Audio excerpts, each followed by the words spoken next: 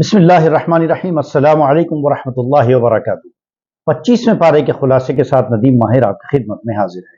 25ویں پارے میں حامیم السجدہ جس کا بقیہ حصہ ہے، جس کا پچھلے 24ویں پارے میں اس کا ابتدائی حصہ تھا، سورہ شورا ہے، اس میں سورہ زخرف ہے، سورہ دخان ہے اور سورہ جاثیہ ہے۔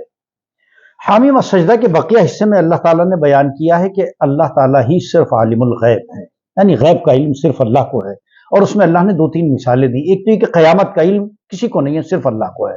قیامت کب آئے گی، کیسے قائم ہوگی، یہ صرف اللہ کو معلوم ہے، اور کیا اس کی کیفیت ہوگی، کیا اس کا سب چیزیں اللہ کے علم میں ہیں، اللہ نے اس کا علم کسی کو نہیں دیا۔ دوسرے نمبر پر کہ شگوفے میں کیا ہے، یعنی ایک کلی کھلتی ہے، اس کلی میں کیا ہے، چاہے وہ کلی پھول کی ہو، چاہے وہ کسی پھل کی ہو، چاہے کسی سبزی کی ہو، اس کے اندر کیا پیدا ہونے والا ہے، یہ اللہ کو معلوم ہے۔ اور حمل، اس کا علم اللہ کو ہے کہ حمل میں کیا ہے اور وہ انسان کیسا ہوگا اور وضع حمل کب ہوگا، یہ اللہ کے علم میں ہے۔ اور ان تمام باتوں کا علم یعنی غیب کا علم صرف اللہ کو ہے، لہٰذا انسان اٹکلیں تو لگاتا ہے لیکن اللہ کو مانتا نہیں ہے، جبکہ یہ غیب کی چیزیں ہیں، اس پر ایمان لانا چاہیے۔ اس لیے ایک مومن کا فرض ہے، جب ہم ایمان لاتے ہیں تو کیا کہتے ہیں؟ آمنت باللہ وملائکتہ وکتبہ ورسلہ والقدر خیرہ وشرہ۔ تو ایمان ہمیں لانا پڑتا ہے تمام چیزوں کے اوپر، اللہ پر، اللہ کے رسول پر، فرشتوں پر، اور اچھی بری تقدیر پر، رسالت پر، سب پر ایمان ہمارا ضروری ہے۔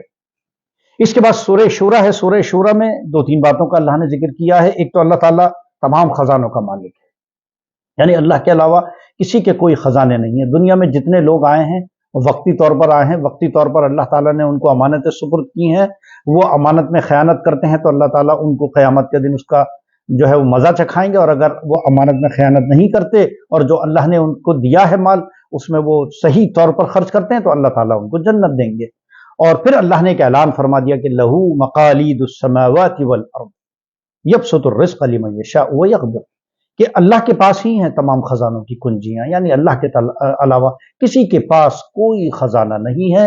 جو بھی ہے وقتی طور پر تو ہے اور وہ بھی گنا چنا ہے ایک، لیکن اللہ کے جو خزانے ہیں وہ عطا ہیں اور ان گنت ہیں، کوئی انسان اس کو شمار نہیں کر سکتا۔ اور پھر اللہ تعالیٰ کی کچھ قدرتوں کا اور نشانیوں کا ذکر ہوا، یہ بارش کا نزول اور زمین و آسمان کی تخلیق، جانوروں کی پیدائش اور سمندر کی پیٹھ پر سفر۔ یہ دیکھیے آپ، کشتیاں چلاتا ہے اللہ تعالیٰ۔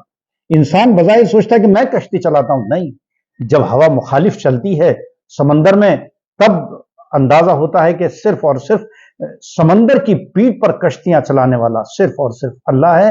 کیونکہ جب سمندر بفرتا ہے تو دیکھا ہوگا آپ نے، ہم نے دیکھا سونامی جیسا بڑا طوفان آتا ہے تو ساری طاقتیں دھری کی دھری رہ جاتی ہیں، لیکن وہی اللہ تعالیٰ کی قدرت کاملہ ہے کہ وہ ان سمندروں پر، اور یہ سمندر جو ہیں وہ اس کی قدرت کاملہ کی ایک نشانی ہے۔ اور اولاد دینے کی طاقت صرف اور صرف اللہ کے پاس ہے، یہ اللہ نے اعلان کیا۔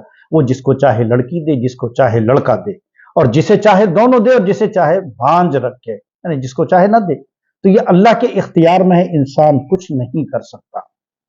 پھر سورہ زخرف میں کئی باتوں کا بیان ہے۔ اس میں نمبر 1 تو گزشتہ جو اقوام تھی ان کے اندر ایک چیز بڑی خراب تھی، وہ کیا تھی؟ آباء و اجداد کی تقلید، یعنی اپنے باپ دادا، کہ ہمارے باپ دادا ایسا کرتے تھے، ما وجدنا علیہ آباءنا، کہ ہم نے اپنے باپ دادا کو ایسا ہی کرتے ہوئے پایا۔ قرآن نے اس کو بالکل نکار دیا کہ ایسا نہیں ہو سکتا۔ جو چیز دین میں ہے وہ دین میں ہے، لیکن آباء و اجداد کیا کرتے تھے اس سے کوئی لینا دینا نہیں۔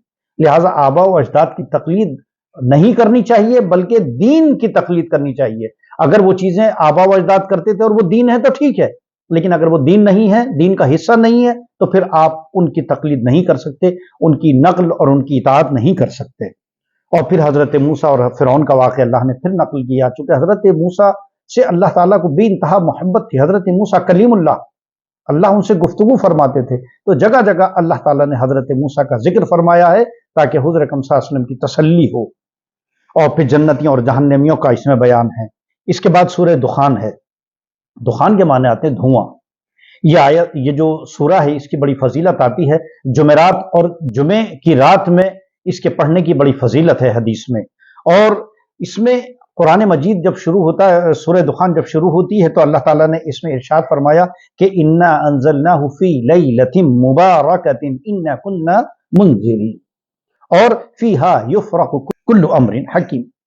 تو اس میں اللہ تعالیٰ نے ایک لیلہ مبارک کا ذکر کیا ہے، یعنی ایک مبارک رات کا ذکر کیا ہے. مفسرین یہ فرماتے ہیں کہ لیلۃ القدر وہی ہے، اور جس کا ذکر یہاں کیا لیلہ مبارکہ وہی ہے. کچھ مفسرین کا اس میں اختلاف ہوئی، کہتے ہیں کہ نہیں، یہاں پر مراد شب برات ہے. بہرحال لیکن عمومی طور پر علماء اہل سنت کا ماننا یہی ہے کہ اس کے اندر اللہ تعالیٰ نے لیلۃ القدر کا ذکر فرمایا ہے، جو ذکر 30ویں پارے میں بھی آتا ہے، جو آج کل رمضان کی یہ طاق راتوں میں آ رہی ہیں. دو طاق راتیں گزر چکی ہیں، اور مزید 3 طاق راتیں بھی آنی باقی ہیں، 2 طاق راتیں. پھر اس میں اللہ تعالیٰ نے ایک دخان کا ذکر کیا ہے، ایک دھوئیں کا ذکر کیا ہے. قیامت کی جہاں بہت ساری نشانیاں ہیں، دجال کی آمد ہے، حضرت مہدی کا ظہور ہوگا، حضرت عیسیٰ کا نزول ہوگا، اور دابۃ الارض ایک جانور آئے گا، ایک آگ کا ذکر آتا ہے. وہیں پر اللہ تعالیٰ نے دخان مبین، ایک دھوئیں کا ذکر کیا ہے. یہ دھواں ایسا ہوگا کہ وہ دھواں پورے سب کچھ گھیر لے گا. وہ دھواں اتنا گہرا اور اتنا کثیف دھواں ہوگا، وہ اس کا ذکر اللہ نے فرمایا ہے، اور فرمایا کہ یہ ظالموں کے لیے دردناک عذاب کی شکل میں آئے گا، اور ظالموں کو تہس نہس اور برباد کر دے گا. اور پھر ان کا اس میں شجرت زقوم کا بھی ذکر کیا ہے کہ یہ مجرموں کا کھانا ہوگا.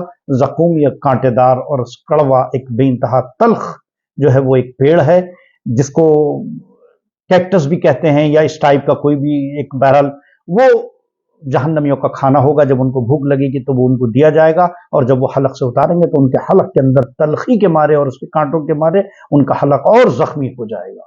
اس کا ذکر اس میں آیا. اور اس کے بعد اخیر میں سورہ جاسیہ ہے. سورہ جاسیہ میں بھی کچھ باتوں کا ذکر ہوا. اس میں اللہ کی نشانیوں کا تذکرہ ہے، آسمان اور زمین کی تخلیق، انسان کی تخلیق، جانور کی تخلیق، رات اور دن کا نظام، بارش کا نزول، اللہ کی قدرت کاملہ کی نشانیاں ہیں، یہ بیان کیا گیا. اور پھر اللہ کی آیات کا مذاق اڑانے والوں کے لیے یہ بیان کیا گیا کہ قیامت کے دن اور جب حشر کا میدان ہوگا تو ان لوگوں کو فراموش کر دیا جائے گا، یعنی ان لوگوں کی طرف توجہ نہیں کی جائے گی، اور ان لوگوں کو ایسے ہی چھوڑ دیا جائے گا اور ان کو جہنم رسید کر دیا جائے گا. یہ تھا 25ویں پارے کا خلاصہ. آپ سے گزارش ہے کہ ویڈیو کو آگے لوگوں، اپنے دوستوں کو، احباب کو بھیجیے، خیر کو پھیلانے کا ذریعہ بنیے. ہم آپ کو دعاؤں میں یاد رکھتے ہیں، آپ ہمیں دعاؤں میں یاد رکھیے. انشاءاللہ العزیز کل پھر ملاقات ہوگی 26ویں پارے کے خلاصے کے ساتھ. ندیم ماہر کو اجازت دیجیے. السلام علیکم ورحمۃ اللہ وبرکاتہ.